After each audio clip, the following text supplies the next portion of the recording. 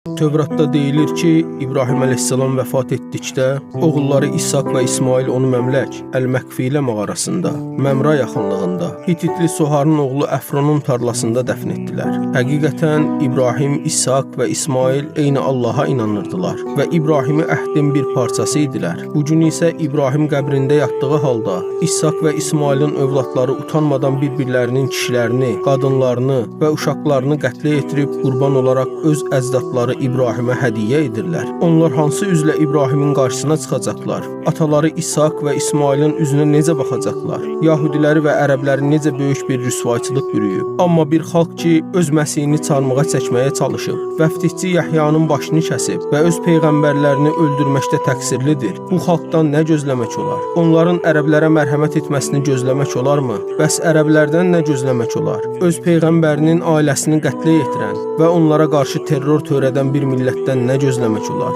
Fatimənin salamullahi əleyha evini yandıran, İmam Əlini Ramazan ayının ortasında namaz üstündə şəhid edən, Peyğəmbərin iki nəvəsi, cənnət gənclərinin ağaları İmam Həsən və İmam Hüseyni əleyhümussalam qətlə yetirən bir xalqdan nə gözləmək olar? İmam Həsəni zəhərləyən, İmam Hüseynin isə başını kəsib nizəyə sancan xalqdan nə gözləmək olar? Belə bir xalqdan başqalarına qarşı mərhəmət və sülh gözləmək olarmı? Bu sözləri deyəcəm və sizə nəsihət verəcəm. Hərçənd çox güman ki, bu sözlər çar qulaqlara çatacaq. İbrahim, İshak və İsmail, Musa, İsa və Muhammed üçün sallallahu aleyhi və aleyh, istər Yahudi olsun, istər ərəb, o körpə uşaqlardan birinin həyatı sizin məbədinizdən, məscidinizdən və torpaqlarınızdan daha müqəddəsdir. Əminəm ki, sizin qürurunuzdan da müqəddəsdir. Əgər İbrahimin və peyğəmbərlərin adından istifadə edirsinizsə, onlar kimi davranın, onlar kimi olun.